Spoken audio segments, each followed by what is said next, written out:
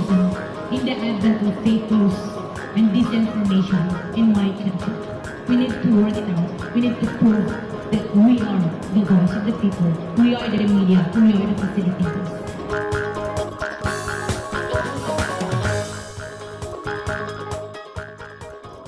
Ania na ang mga balita nga nahagpat sa Newsline Philippines Information Center. Ako si Paul Palacio. Tutok na!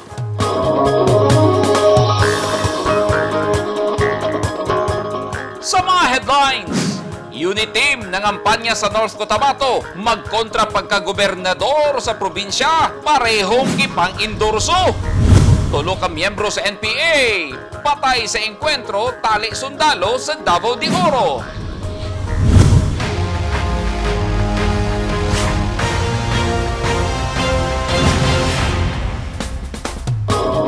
Sa detalye sa ato mga balita, gilibot kagahapon sa Uniteam ni Presidential Candidate Bongbong Marcos Jr.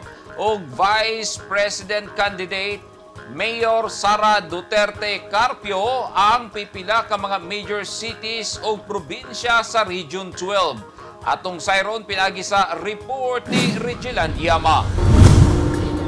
Libuan ang mitambong sa pagbisita ni Presidential Aspirant Ferdinand Bongbong Marcos o iyang katandem nga si Vice Presidential Candidate Sara Duterte Carpio o sa ilang team sa North Cotabato gahapon. Miduaw si Marcos sa buhatan ni Governor Nancy Catamco sa Kapitolyo. Samtang si Davao City Mayor Sara Duterte Carpio dito sa rally sa Carmen, North Cotabato o giyang ginganlan ang iyang gubernatorial candidates o mga kongresista sa pagpanguna ni Vice Governor Emilio Lala Talino Mendoza, iyang bana nga si TUCP Party List Congressman Raymond Mendoza o ang anak ni Talino Mendoza nga si Congressional Aspirant Samantha Talino Santos. Pagka-Governor Emilio Lala Mendoza, ito ang kandidato pagka-Vice Gobernador Shirley Makasarte, sa ato ang TUCP Congressman Raymond Mendoza, ang ato ang kandidato pagka-3rd District Congresswoman Samantha Santos. Atol sa ilang pagbisita, formal nga giabrihan sa Uniteam ang ilang campaign headquarters sa Kidapawan City o dito gi-anunsyo nini ang ilang pagsuporta kang Governor Nancy Catamco. Gidag sa usab sa libuan ka mga supporters ang Bongbong Marcos o Sara Duterte tandem kauban ang mga senatorial candidates sa ilang Uniteam Grand Rally. Nagtapok usab ang puwersa ni Vice Governor o gubernatorial candidate Emilio Lala Talino Mendoza ang team sa lungsod sa Carmen. Una nini, naghimo usab og Grand Rally ang Uniteam sa South Cotabato, bisan giulan kini, wala mobiya ang mga supporters sa Uniteam. Nagpahigayon usab sila og Grand Rally sa Sultan Kudarat nga dunay libuan ka mga tawo ang mitambong. Samtang sila si Presidential Candidates Isko Moreno og Leni Robredo may bisita na usab sa probinsya nga gibisita nilang Marcos og Duterte. Regilan Yaman, Newsline Philippines, Province of North Cotabato. Stay safe. Patay sa engkwentro ang tulo ka mga miyembro sa New People's Army kon NPA sa lungsod sa Maragusan, Davao de Oro. Tungod sa sunod-sunod nga engkwentro tali sa mga sundalog NPA sa area sa 10th ID, 5 na lang ka mga guerrilla fronts gikan sa 17 ang aktibo. Ani ang report ni Norin Michelle Igonia. Gila sa mga sundalo sa 1003rd Brigade ang mga namatay nga sila Ezekiel Cortez Adaguman, Roel Bailon o Quirino Remigio. Si Cortez adunay mga warrant of arrest sa kasong kidnapping, serious illegal detention, robbery ug murder. Napatay ang tulo human sa engkwentro tali militar sa Barangay Tupaz, Maragusan, Davao de Oro kung asa gipangbiyaan lang sa ilang mga kauban. Nakarecover ang mga sundalo og tulo ka M4 rifles, usa ka M16 rifle, usa ka AK-47 IED, assorted nga mga bala ug personal nga gamit sa NPA. Cluster no sa EU-70. So naging bahagi kami. Ito yung participation namin, yung pag-deploy namin ng RPSB doon sa mga gidas barangay. So yung RPSB naman, nagkakandak po sila ng needs assessment survey. So ito yung kinakonek ng RTSD doon po sa mga agency na involved na sila po ang agency na pwede nilang hilihan ng tulong. So kami nang nag-bridge ng gap. Ito yung tulong namin ng PNP doon po sa mga communities na nangangailangan ng tulong. Padayong nanawagan ng militar sa mga aktibong miyembro sa NPA nga musurrender na lang sanglit nagkagamay na ang ihap sa mga guerrilla fronts sa NPA sa area sa 10th ID. Ang SMRC karon o ang ROC ang pagkaihap na mo karon is kuha na lang sila 25. Ang guerrilla front 3 napulo. Ang weekend guerrilla front 2 is mga 18. At ngayon na po siya. Unlike sa una, pag-abot na 100, 200 plus pa. So, karon they're really down. Because every encounter, may man-neutralize, may mag-surrender, at mayroong mga kaabak, tawag nila. O, wala na, budaga na lang. Go somewhere, go back to the families. Ana-ana sa punerarya ang patay nga lawas sa mga NPA samtang gikustodiya na usab sa mga sundalo ang na-recover niini nga mga high-powered firearms. Noreen Michelle Igonia, Newsline Philippines, Province of Davao del Norte. Stay safe.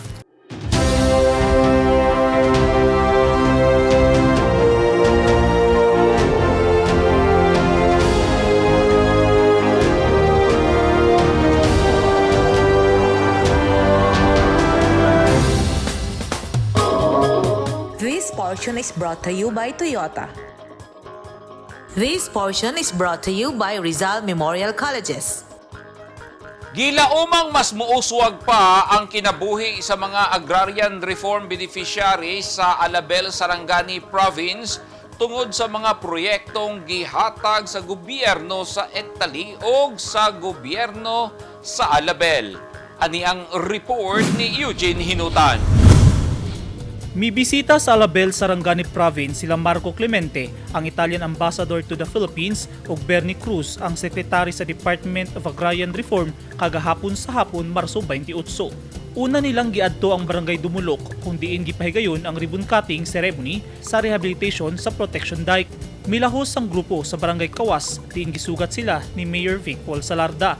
Usasab ka ribbon cutting ang ilang gipahigayon alang sa lateral line canal. Gibisita sab nila ang daycare center, potable water system ug farm to market road sa Barangay Kawas. Matud sa DAR, nanambong ang lain-laing Agrarian Reform Beneficiaries Organization sa okasyon gikan sa Lanao del Sur, Maguindanao, Sultan Kudarat, South Cotabato ug Jensan. 7 ka mga dagkong proyekto ang gibisita sa mga opisyal sa DAR ug Italian Ambassador nga halos para sa mga mag-uuma sa lugar nga kapin 40 million pesos ang pondo sa Kawas ARC.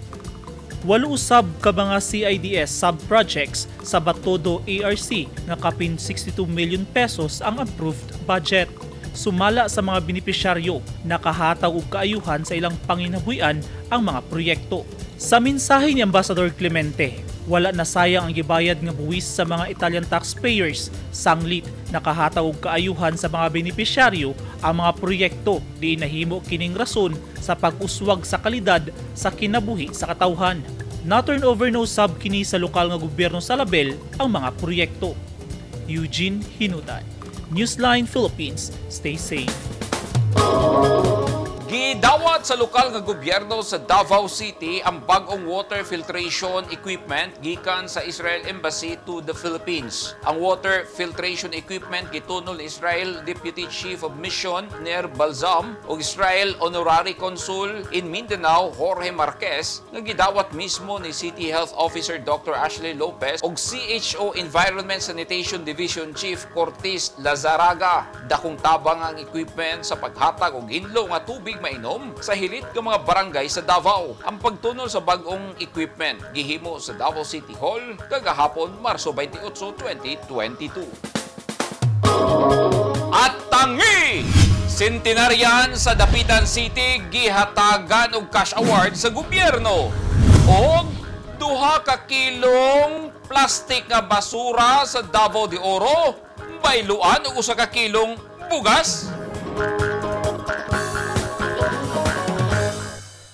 Naging mapaghamon ng taong 2020 sa bawat Pilipino at sa Philippine Charity Sweepstakes Office. Nakapanlulumo at nakapanghihina, ngunit hindi tayo kapwa susuko. mula noon, ngayon at sa hinaharap. Asahang makakasama ninyo ang PCSO sa pagbangon ng Pilipino sa anumang pagsubok. We will get through this crisis as one nation. Ang mga taong dunay mga ginahambin nga mga grabing mga balatian o comorbidity, hilabi na ang mga senior citizen, sila ang mas delikado nga maigo sa coronavirus disease COVID-19. Busa dubling pag-amping ang himuon og tambali ang mga ginahambin nga mga sakit. Ang pagtumar sa Bilonga Gold Herbal Capsule is a food supplement makatabang aron mapunggan nga musamot ang mga balatian. Turmeric uluyang dilaw ang nagunang sagol sa Bilonga Gold. Gisagulan og sodium ascorbate o vitamin C aron mas mulig-on ang immune system. Ang Bilonga Gold Herbal Capsule mapalit sa mga butika.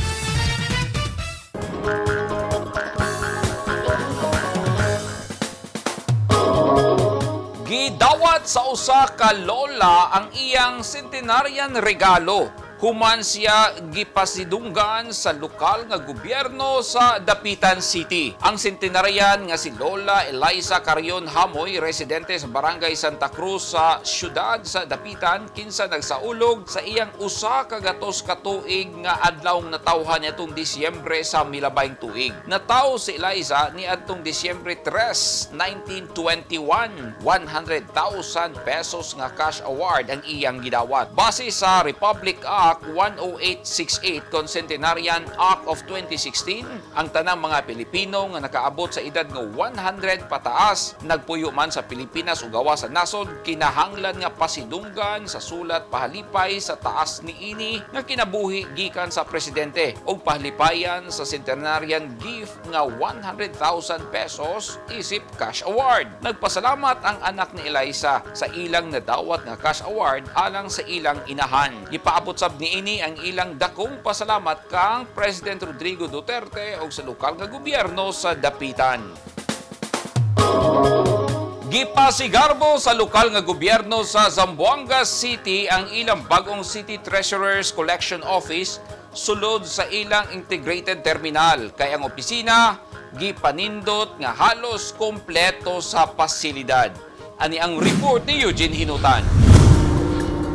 Sa dili madugay, magamit na sa mga empleyado sa City Treasurer's Office sulod sa Zamboanga City Integrated Bus Terminal ang ilang bagong opisina. Sanglit, gipailawom kini sa renovation o gipanindot ang pasilidad. Ang bagong opisina dunay collection booth, staff area, kaugalingon o eksklusibong comfort room. Tungod niini, di na kinahanglan mo biya ang mga empleyado sa ilang post aron mo gamit sa common nga CR gawa sa ilang opisina. Fully secured o gisiguro sab nga luwas ang booth collectors ug ang kwarta nga makolekta gikan sa mga pasahero. Fully air conditioned sab kini. Ang CTO staff gi-assign sa pagkolekta sa terminal fees, bus parking fees ug parking fees para sa mga sakyanan sa arrival parking. Ang Zamboanga City Integrated Bus Terminal Management naghangyo na sa City Engineer's Office nga i-turn over ang bagong opisina una ang Holy Week 2022. Kahinumduman nga ang konstruksyon sa CTO office ug ang renovation sa mga comfort rooms gisugdan sa milabayng tuig. Eugene Hinutan, Newsline Philippines. Stay safe. Nagpatuman og pinasahing proyekto ang probinsya sa Davao de Oro sa pagkolekta sa mga basurang plastik. Gisugdan na sa provincial government sa Davao de Oro ang ilang proyekto nga Plastic Waste Recycling Incentive Scheme. Kung diin, kada 2 ka kilong basura sa plastic, bayluan o usa ka kilong buga sa probinsya pinaagi sa PLGU Penro. Ang Plastic Waste Recycling Incentive Scheme nga gitawag og basurang plastic, bigas ang kapalit. Kabahin sa mga labing importanteng innovation sa Provincial Solid Waste Management Program nga hugtanong giimplementar sa probinsya. Niadtong Marso 22 sa hapon, opisyal nga gisugdan kini sa Davao de Oro pinaagi sa project launching nga natigayon sa lobby sa Capitol Building, Kabidyanan, Nabunturan. Target nga sa unang hunat, makolekta ang 4,000 ka kilo nga mga basurang plastic sa probinsya.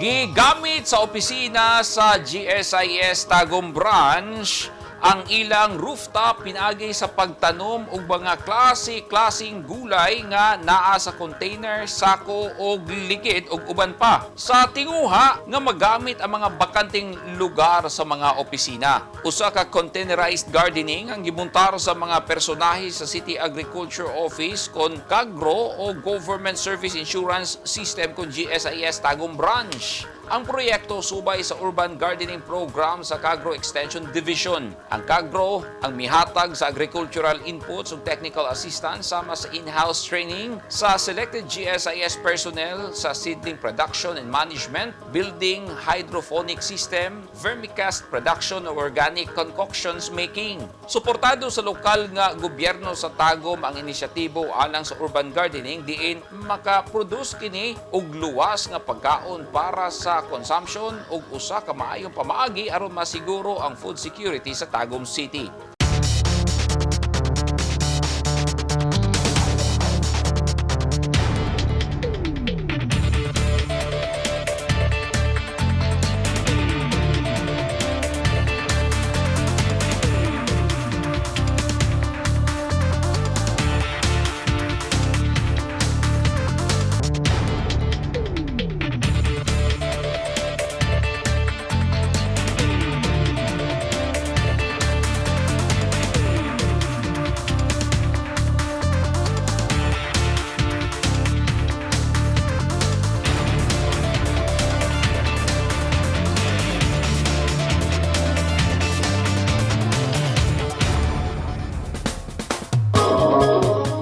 Kadto naghingpit sa mga balita nga nahagpat sa Newsline Philippines Information Center. Alang sa dugang mga balita, bisitaha ang website nga www.newsline.ph. Sa Facebook page, Instagram newsline.ph ug sa Twitter, newsline.ph. Kung aduna mo'y mga balita o impormasyon sa inyong tagsa-tagsa ka mga lugar sama sa sunog ug baha, mamahimo ka na ninyong i-share pinagi sa Newsline Messenger. Makita o sabi ninyo sa Channel 49 ug Channel 50 sa NCTV and Cable TV sa North Cotabato.